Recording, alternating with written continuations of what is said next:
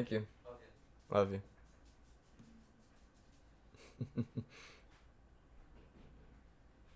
All right. Hello, hello, hello. Happy webinar weekend, everybody. Happy Saturday. Hope you're all having a good week. Hope everybody's trades went well this week if you took any trades. This week's webinar is going to be on options basics, unlocking the power of options, really understanding what options are, what goes into them, the Greeks that are associated with them, different types of trading accounts that you might need or might want to switch out of to trade options between PDT accounts and cash accounts. And we'll get into it in just a few moments. I just want to let some other people join, and then we'll get started. What's going on, Victoria? How's it going? Happy weekend, happy Sunday, Saturday, whatever day it is. Hello, hello, welcome everybody for joining. Thank you for joining. Thank you for tuning in. This is going to be a very good and educational webinar. Very basic, nothing too in-depth, but really to sort of help you guys get the foot in the door when it comes to options, so you could feel a bit more confident when you trade them, if you trade them. Again, I'm just going to give it about a minute. I like to start around like 6:02-ish. Let's give it about a minute or so I could sort of speak about what it's going to be on and to let people join. C-Trader, yo, what's going on, C-Trader? Glad you can make it. Welcome, welcome. That's cool.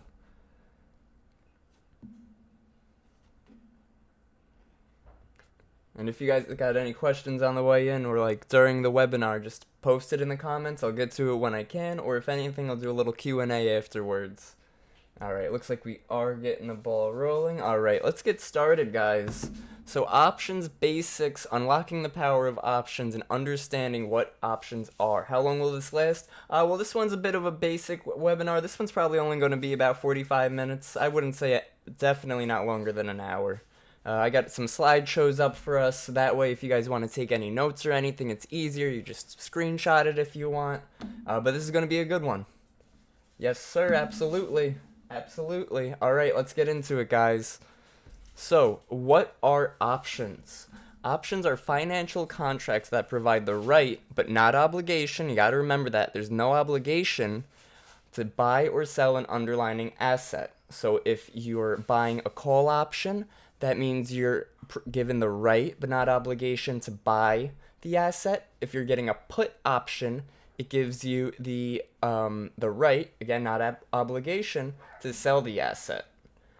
So options provide flexibility and potential benefits in various market conditions, whether we're in a tight ranging market or we're in a very volatile market, we're getting big moves. Options are great. There's so many different strategies that could really give such benefit to us as traders that sometimes we don't even notice or we don't even know are there. So again, right here, there's a high versatility with options, making them suitable for speculation, hedging, and income generation. Now, a lot of people, a lot of traders who are trading options, a lot of options traders are options sellers. A lot of people find success in selling options because 80% of options expire worthless. That's a big percent. So that's telling me sellers are usually winning. All right, so let's check this next slide. Hello, hey, what is up, Aaron? Welcome everybody for joining. I'll give you guys just a moment if you want to grab a screenshot of this slide. Was just going over what options are, and the next slide we're going to be going over. Give you guys another minute, see a few more people just popped in. If you want to take a screenshot, then we'll hit the next slide. And remember, guys, this is recorded, so if you do want to rewind, or if you want to go back another day, you could do that as well. Alright, so call options. Call options give the holder the right to buy the underlying asset at the strike price before expiration. So that's before expiration.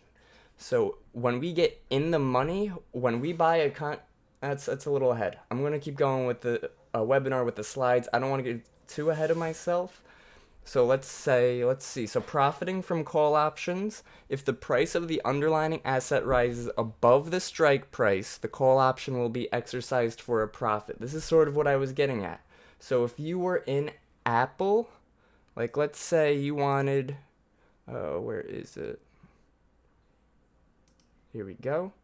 So if you were in Apple and you wanted to get long right around 183 over here, and you got the 185 strike, what you would look for is you would wait for it to get in the money right over here, 185. It's in the money. Now let's take a look at the 185 contract for this coming week, which would have meant for this past week you would have got this next week's expiration, not this week's expiration, the following week. If you're looking to swing trade an option, guys, you definitely don't want to get a weekly. If you're trading equities, that could go very, very poorly against you, as much as it could go for you. So let's see, if we got that option right over here in demand, would have been around 130, 140, we'll say 140. And then when it got in the money around here, the contract was around 240. So that was a $100 move on that contract, 50 to 70%. And then look at this, guys, the deeper in the money the contract goes, the higher the value is. So that's what's great about options. So let's head back to the slideshow. Let's get that going. And the risk of options, guys, if you're buying a call option for 0.72, that would be $72. Your risk is that $72. But that's where you could have a trail stop or a hard stop in place. Say it's a $72 contract, so you could have a $15 stop, so you know if it does go against you, you have a hard stop at 15, it can't go anymore. So that's something as traders we have to be aware of, and we have to be educated with, and we have to implement stops when we trade so we don't blow our accounts or we don't take bigger losses than we have to. So now on to put options, which of course are the opposite of call options. So a call option would be if you want the stock to go up, a put option would be if you want the stock to go down. So put options give the holder the right to sell the underlying asset at the strike price before expiration. So again, it would be a situation of if Apple was at 187 and you bought the 185 put strike. So that wouldn't be in the money until Apple fell below 185. So profiting from puts, if the price of the underlying asset falls below the strike price, like I just mentioned, if it was the 185 put and we fall below it, that means the put option can be exercised for a profit. That'd be a nice profit. So the risk of put options is the same as the risk of call options. Whatever you buy it for, you could lose the whole thing. You lose the whole kit and caboodle. And that's sort of why people sort of lean on selling options. That on top of the fact that 80% of options expire worthless. So when you sell an option for 0.72, if Apple doesn't end up making that in the money and that contract goes to zero, you collect the full $72. And that's it. So let's move on to the next slide, and we're going to be going over the key elements of an options contract. So obviously would be the underlying asset. If you're trading an Apple contract, you want to be looking at Apple stock. If you're trading a Microsoft contract, it's relative to Microsoft stock. If you want to trade the S&P, you would trade a SPY contract. The NASDAQ NQ, you would trade a QQQ contract, and so on. So what's also very important is the strike price. The closer in the money you get, the higher the delta, the higher the moves you will get, and we'll go over the Greeks in a few slides. I do have some slides for those as well. And the expiration date's important too, guys. The closer to expiration, the harder the theta, which is the time decay, is. So the closer, if you're getting 0 days, as some of you may know of 0-day options on SPY, on QQQ, these 0 days can be very volatile. You could get cheaper contracts, right, with good deltas, which would give you a good risk reward if we get $1 or $2 move on the SPY or on QQQ. But because of the theta and because it's a 0-day, a lot of times if we end up in a choppy market and it's not moving to our strike price, what happens is we're in an option, the stock is sort of chopping, it's not going against us, but it's chopping, that option is still going to lose value due to the time decay. So that's another big thing to notice. Whereas if you were trading a future contract and the price was sort of chopping, as long as it doesn't go below your entry, you're still in the green, you're still okay. Options, it could go up a bit, it could chop sideways for a bit, and it could hurt you. If you have a 0-day, if you have a few days to expiration. When we trade things like equities, Apple, Microsoft, Amazon, Tesla, those have weekly stock options, so they have weeklies as in they expire Friday. So you'll get some that expire this Friday, the next Friday, and there's a term called quad witching And what that is the third Friday of every month is when a mass amount of monthly options all expire on the same day, and those days could either be very volatile because they want to make all those options expire worthless, or it could be very choppy because it wants to make those options expire worthless. So let's move on to the next slide. Option premium, real quick before I do move on, is the price paid for the option contract. If you're buying a contract for $94, that's your option premium. So options terminology. So in the money is profitable if exercised immediately. That would mean if you were in that 120 call on Amazon while Amazon was at 126, that's in the money. Or if you guys want to keep using Apple as a good example so we could keep referring to it, if Apple, we had a 185 call on Apple when it was at 183 and stock moves up to 186, we'll not only have a great return, but now we have an options contract that's in the money. Out of the money is not profitable if exercised, and out of the money is when it's just that. It's not in the money, it's out of the money. So if I'm buying a 185 call on Apple and Apple's at 182, I'm buying an out of the money call in anticipation of it becoming in the money. You should normally, as traders, want to be closer to in the money because those have higher probabilities of becoming in the money. And some people even use delta to measure the percentage chance of it becoming in the money. Yes, absolutely. If you guys got any questions, definitely let me know. So at the money, strike price equals current market price. So we have in the money, out of the money, and at the money. Intrinsic value is the immediate value based on the in the money amount. So that's without any types of time or volatility or Greeks, where the extrinsic value is the additional value based on time and volatility, whether it's implied volatility, theta decay, things like that, has an impact on the stock option. So we're going to go on to the next slide. And you guys tell me if I'm moving too fast, if you want me to go back at all. Again, this is probably going to be on the shorter side of the webinars just because it's sort of more of a basic, sort of an understanding of how options work and what's going on in them. And we will be going over again, don't forget like what's going on with PDT accounts and cash accounts and who could trade options and how many options you can trade. So buying and selling options. So as many of you here who tune in to us daily or who are members who join us daily, I'll say I'm going long or I'm going short quite often. And even if I'm talking about a stock or options, I'll still refer to them as going long or short. So that's because when I go long a stock, it's buying the option, right? I'm paying premium for right to exercise, whereas if I'm going short or selling options, receiving premium, right? So that's when we would sell a call thinking, let's say we're at 182 on Apple and I want to sell the 185 call because I think Apple's going to stay in a range and I think that call is going to expire worthless.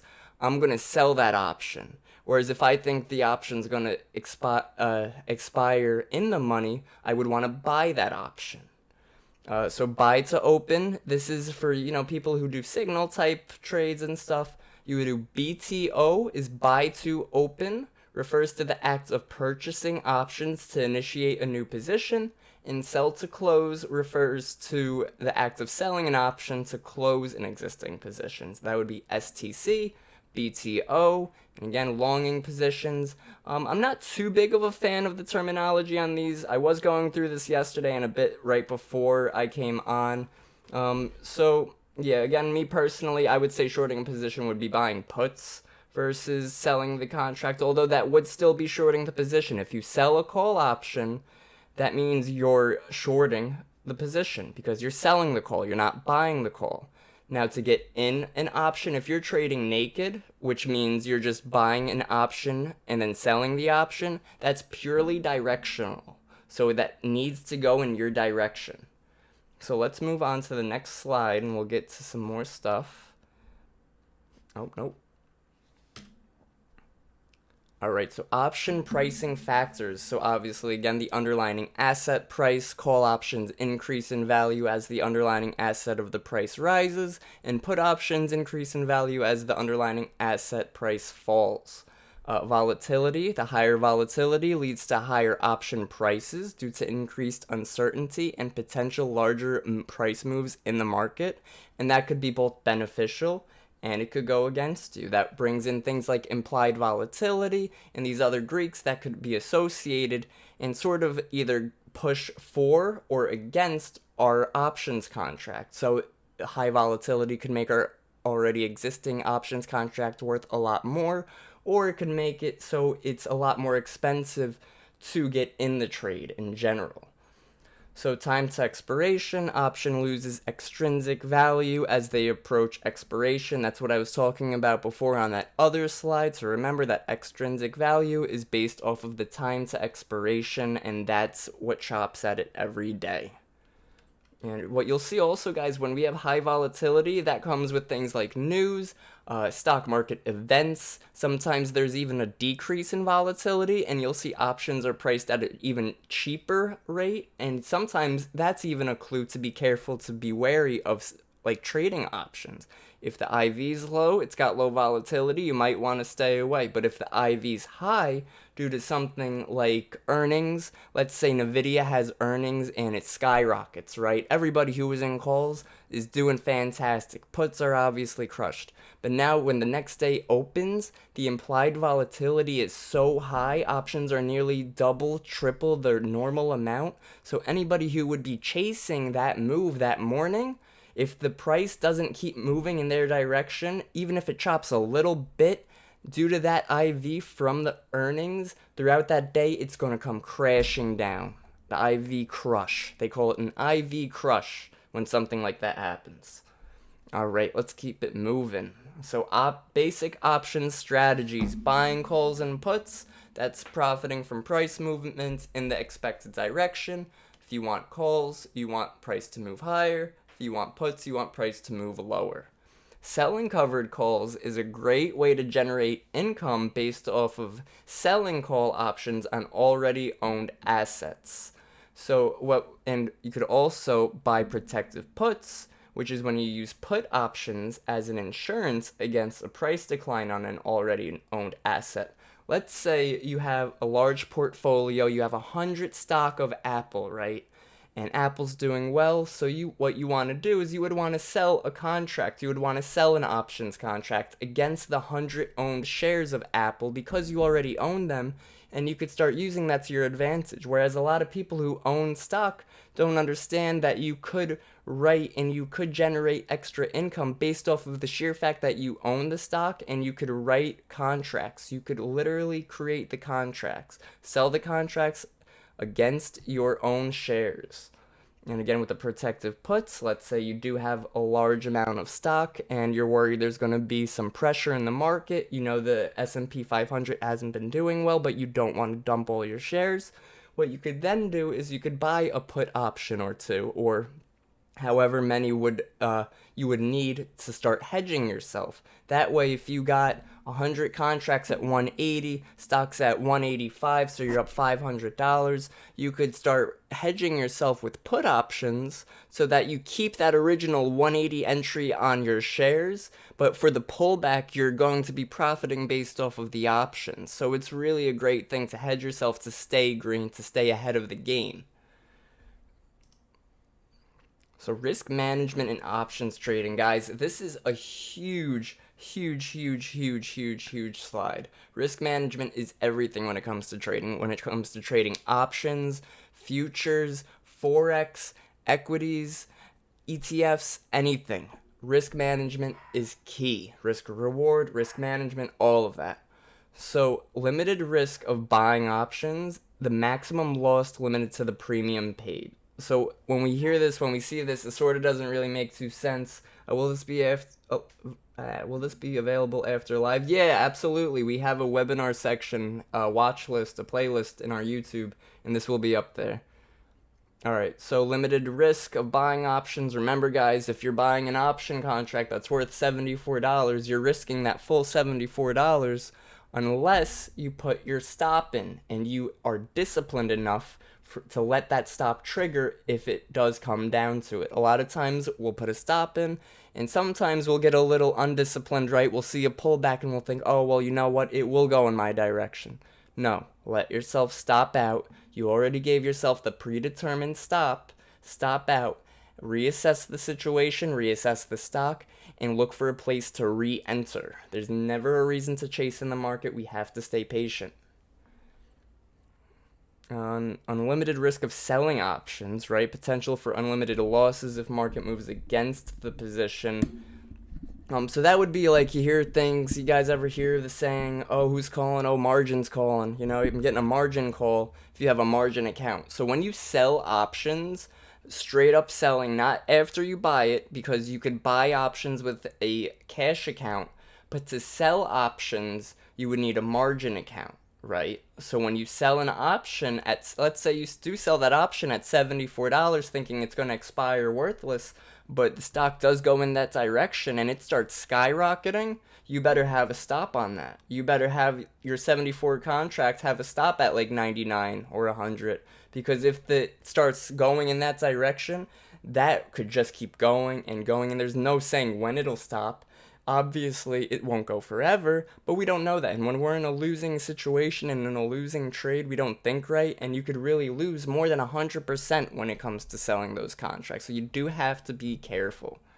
Importance of risk management techniques, like I mentioned before, having a proper stop loss in place for these option contracts. Diversification is another great thing. If you have a large stock portfolio or options portfolio and you're able to hedge yourself, I'm pretty sure it's SQQQ, which is the inverse of the QQQ. So you could buy call options on, it's S or T, don't quote me on it, I'm drawing a bit of a blank on that, I do apologize. But it's basically the inverse of QQQ, which is the NASDAQ. So if you believe the NASDAQ's going to go lower, you could, instead of buying puts on it, you could buy calls on this other ticker, which again is the inverse of it. Understand the probability of success. Evaluate the probability of success in each options trade. Don't gamble. Guys, I can't stress that enough. I tell that to our members all the time. We are not gamblers. If you know, people always joke about, oh, you trade, oh, you gamble, ha ha ha. No, it's not. It's educated guesses, right? So it's not educated guesses in a sense. We're assessing the situation, and we have to see ourselves as stock and analysts. We have to be able to look at the price, we have to be able to read the chart, we have to be able to say confidently what's going on. And if you're not confident in your chart reading skills, then maybe it might even be a little too soon to be getting into options, because if you're not confident with reading price action, it's going to be difficult to enter your trades with options trades, because remember, when price goes against you, it's a lot harsher than if you're trading futures, which is based off of price action, whereas options has other things like delta, theta, gamma, vega, rho, all these Greeks that affect it, which we will be going over momentarily. I do have slides for those. But let's keep it moving. We're not gamblers. I teach supply and demand to you guys all the time. Jeremy teaches his one-for-ones all the time, his J fans, everything. We're a great, great community, and you guys are great receptives and great students, and I appreciate you all for that. And again, just like I said last week, you guys showing up to this webinar, you guys are doing what the 90% of traders that are failing aren't doing. You're pushing yourself to be educated, you're pushing yourself to go that extra mile to learn, and that's great. Alright, let's keep it moving. Options exercise and assignment. This is when it gets a little tricky with the options. So options exercise. Options holders can choose to exercise their options if it is profitable before expiration. So example, for call options, holders can exercise when the market price is higher than the stock price to buy the asset at a discount. So let's say you did have that 185 call on Apple, you are then given the right, if Apple closes, let's say Friday comes around, or even before, right, when the market, even before it closes, before expiration, if you're in that 185 call on Apple, and price on Apple's at 187, you're still given the right to exercise and buy 100 stock of Apple at that 185 price. versus the 187 price, and that's profitable. You're able to profit then 100 contracts at 185 versus the actual price of being, let's say, 187. You'd be profiting $200 based off of the $2 move, the $2 difference, and being able to exercise that 185 call option against the 187 stock. Potential assignment. Option sellers may have the obligation to fulfill the terms if options are in the money at expiration. So remember, we want the opposite. If we're buying options, we want to be in the money. If we're selling options, we don't want it to be in the money when it expires at all. Like, we want it to be zero, nowhere, not even close. So example for call option sellers is the obligation to sell the underlying asset at the strike price if the option is exercised. Sorry about that. There's a little glitch on the thing. But again, yeah, so if you're selling a call option at 185 and it becomes in the money, you're stuck holding that bag, and that's a tough loss. So again, it comes a time when we have to have stops on our trades. Is there a minimum account size for buying and selling options? Wolfie, I'm glad you asked. I'm going to be going over that in just a couple slides. I think those slides come up right after I go over the Greeks and whatnot, which I believe is right now. Let's see. Yes, let's go. Delta, my favorite of the Greeks, guys. Delta's going to be your best friend. So, Delta increases or decreases the option premium for every dollar move the stock makes. Remember that. For every $1 move the stock makes, the Delta increases your options contract by however much the Delta is. So for example, if Delta is 0.50, 0.50 and the stock moves $1, the contract increases in value by $50, and if the stock moves $1 against our contract, it loses $50. And you do have to note, put options have negative deltas. So when you're looking at puts, it'll have a little negative in front of it. Don't be freaked out. That's just because when the price goes lower is when it adds to your option. So remember, every dollar move equals one delta move. $1 is one delta. Remember that. Next we have gamma. Now gamma affects our delta. So it affects our delta for every dollar move in the stock market. So if you have a 0.05 gamma and the stock moves in your direction and your previous delta was 50, now it's going to be 55. So that first dollar move you got a $50 gain. But not only that, now your options contract will reward you with another $5 if it moves again in your direction. And it'll just go higher from there. That's another great thing about options, is it rewards you for being in the right direction longer for bigger moves. But you do have to remember, if it does come back against you, it will bring it down to 0.50, or if you're starting with a 0.50 delta and it goes against you and your gamma's 0.05, it'll bring the next dollar move to 0.45. So this is just this is just a Greek that sort of has a big movement on the options contracts. It wouldn't be a webinar if the dog didn't want to jump on my lap, guys. Alright, so Theta is the evil time decay, guys. This is not your friend. Theta is not your friend. Unless you're selling options. If you're selling options, Theta is your homie. For every 1 day that passes, your option will lose its Theta value. And remember what I mentioned earlier, guys. 80% of options expire worthless. That's a big percent to expire at nothing. So is gamma based on time at position? No, it's not based on time at position. It's just based off of the dollar move. So like if you're entering and the delta's at 0.50, you'll notice when you get that dollar move, your delta will change either 0.05 higher or 0.05 lower, depending if it was for or against you. And remember, guys, I say 0.50 and 0.05.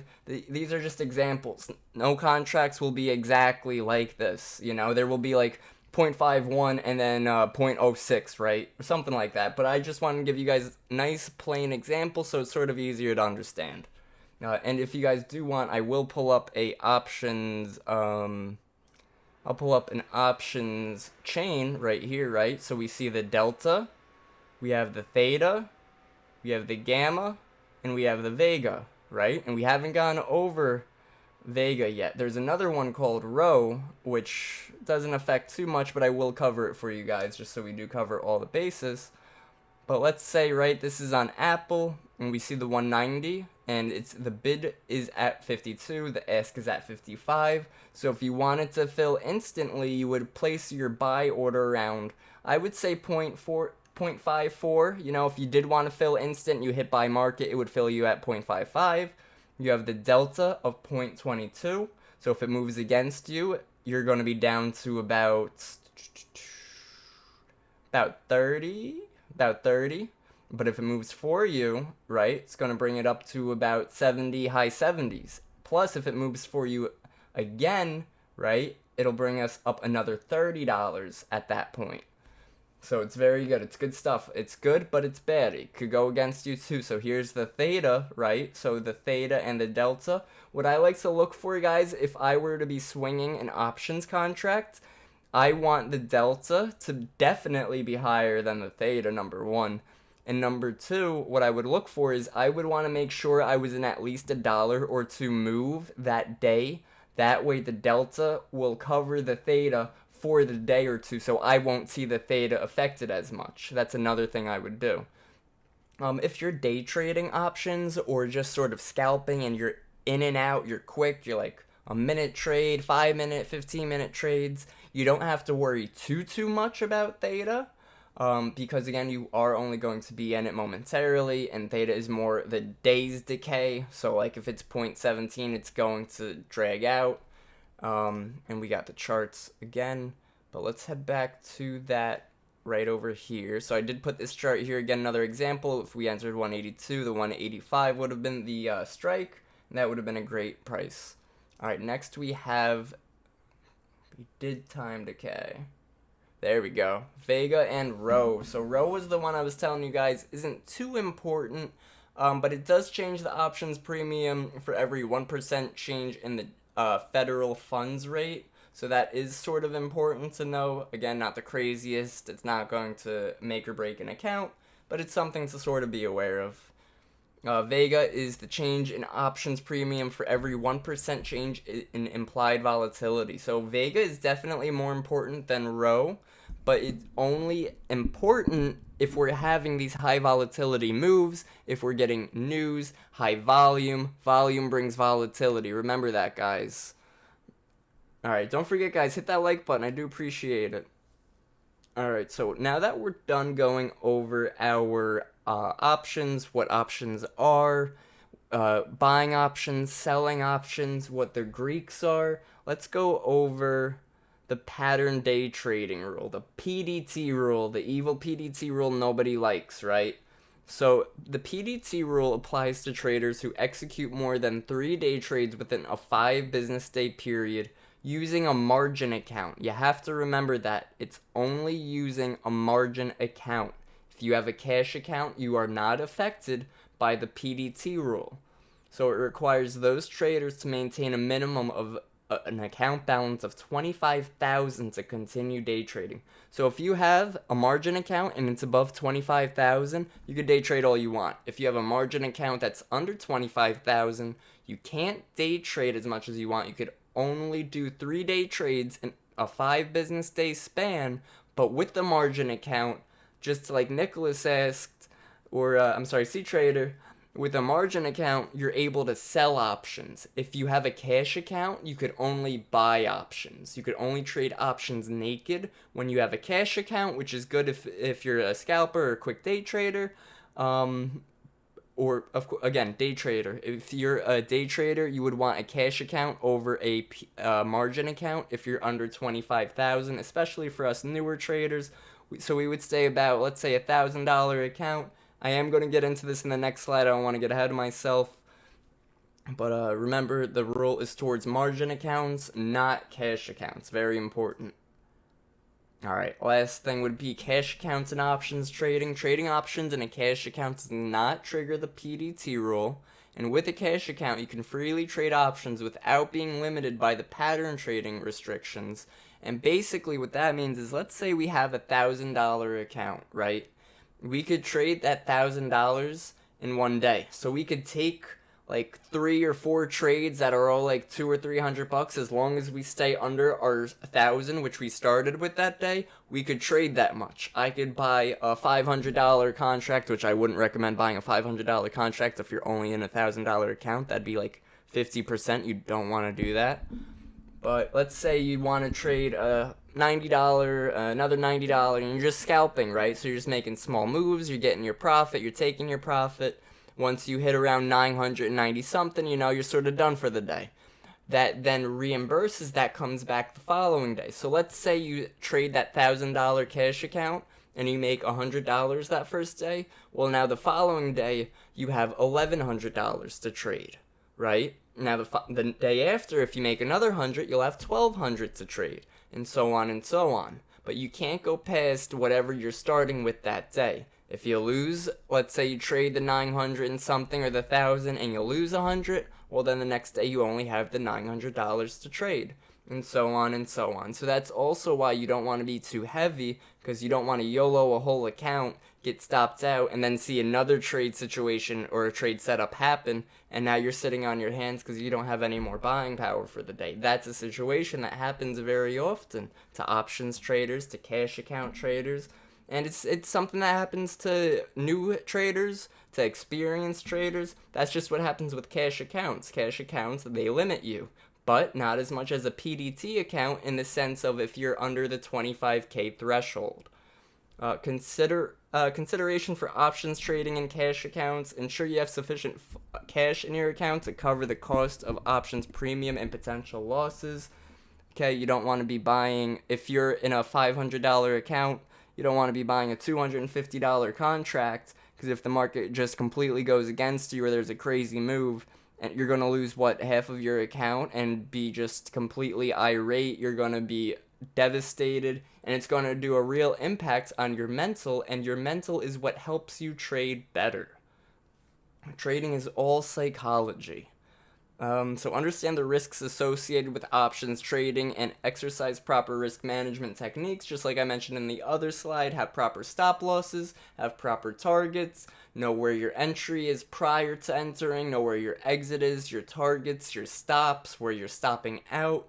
A lot of something big that I teach our members in our community is that you have to try to set and forget a trade, right? So in the morning, if you want to come up with some trade plans, some trade situations, if this, then this. If this happens, I'll take a long, and if I take a long here, I'll put my stop here, and I'll put my target here.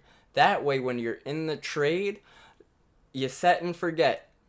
Everything in between your stop loss and your take profit, it's all noise. The stock market is here to stop us out, to stop hunt all the time. The 5-minute stop hunt central, even on trends.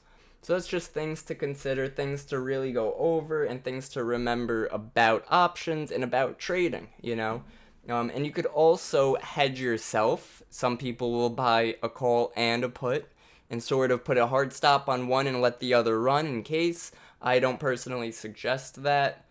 And again, people do things like they'll make spreads, option spreads. They'll do options butterflies. You'll hear Bullishbrs Jeremy talk a lot about options butterflies. He makes a great amount based off of that. And the wheel strategy is another good option strategy based off of selling options. And it's really a great way to generate an extra source of income towards a margin account if you're able to be patient and you know that trading isn't a get-rich-quick scheme. It's something that you would sell options, you would collect the premium, you would take your time with it, just like how trading should be. Alright, I believe that was our last slide, guys. Do you guys have any questions? I do appreciate you all tuning in this week. This was, I feel like, a great webinar. If you guys want me to go back to any slides or anything, definitely let me know. Any questions in general, pop it over in the comments. I'll stick around another couple minutes. And let's see.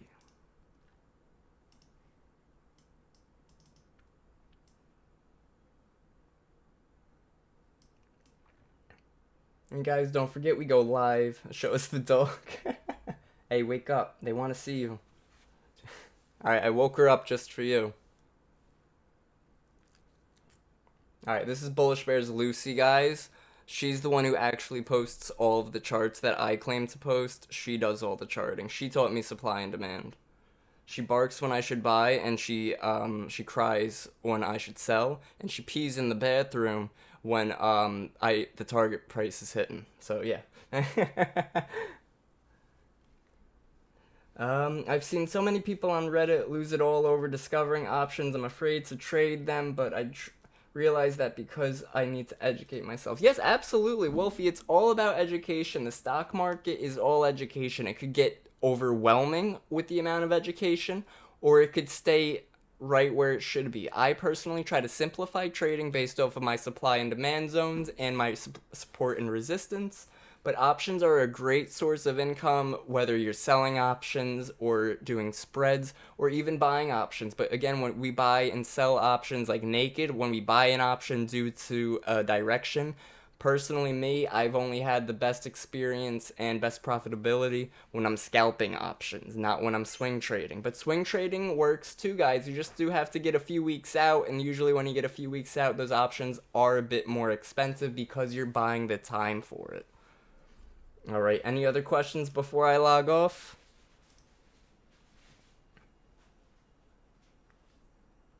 Tasty Trade's a great platform for options trading. Can you only sell options if you have stock? No, you just need a margin account. You just need a margin account.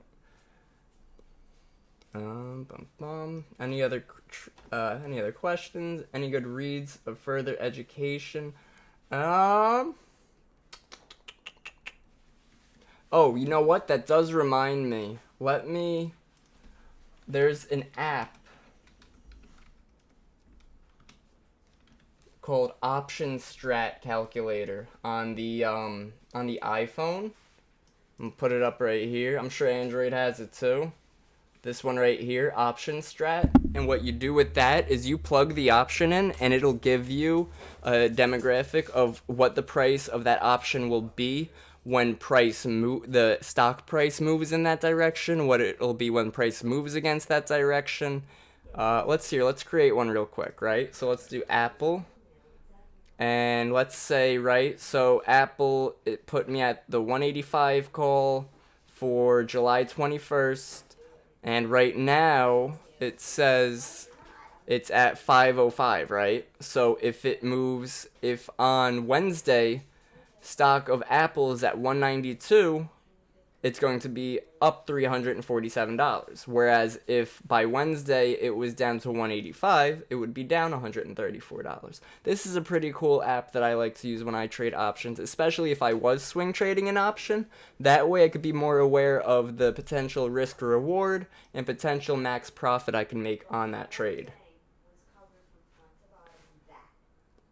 Have a great weekend, everybody. How do you manage an option? So if you buy an option outright, you could the only way to manage an option if you own it would be to sell it once you hit a profit target or once you hit your stop loss. That's the only way to really manage a naked call option or put option.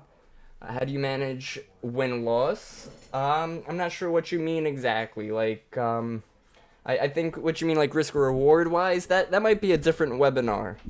How do you set a stop loss on options? So that also depends on what kind of broker you're using.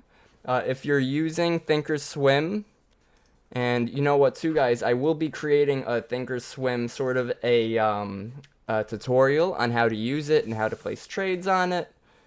But what you would do is you would just you would buy it and then single order, do like an OCO, or you would do first trigger OCO.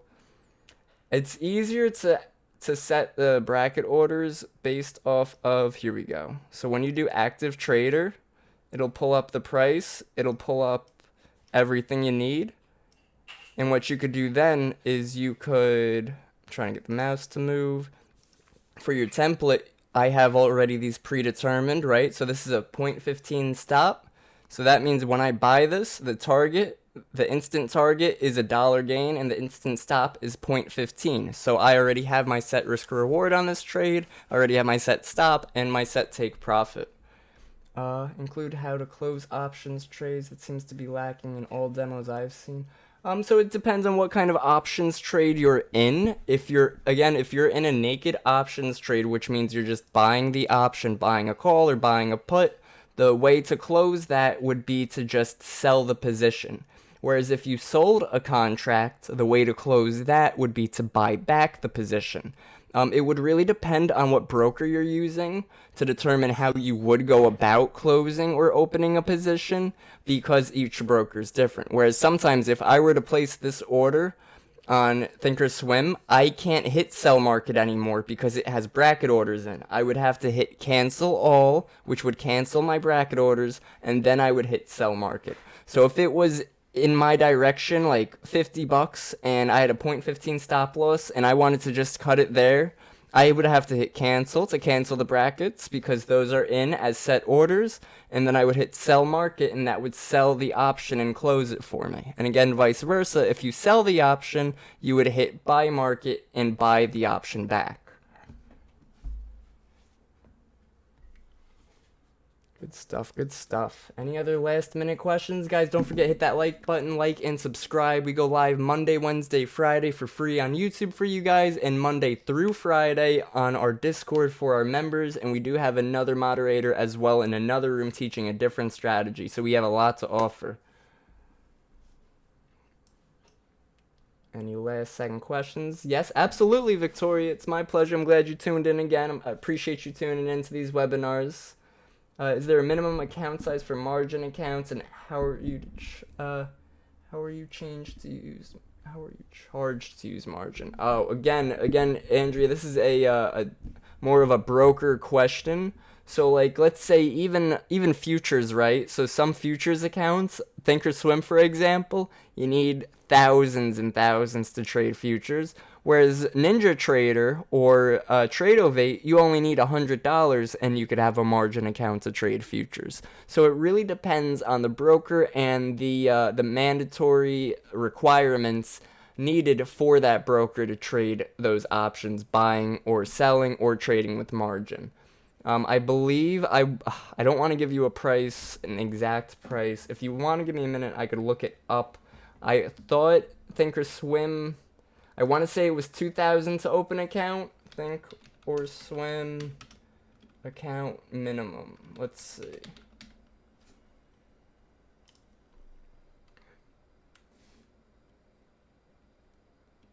Oh no, the minimum deposit on TOS. No, here we go. An account minimum of $1,500 is required for margin accounts on Thinkorswim, guys. There we go. There's a good answer for us. Very good, very good. So $1,500 is the minimum if you want to trade on a margin account on Thinkorswim. All right. That just about wraps this webinar up. I do appreciate you all for joining. Again, I will see you guys all Monday. I'm going to be creating some more content, some more videos to put out this weekend for you guys. All right, I hope you all enjoyed. Have a great weekend and happy trading.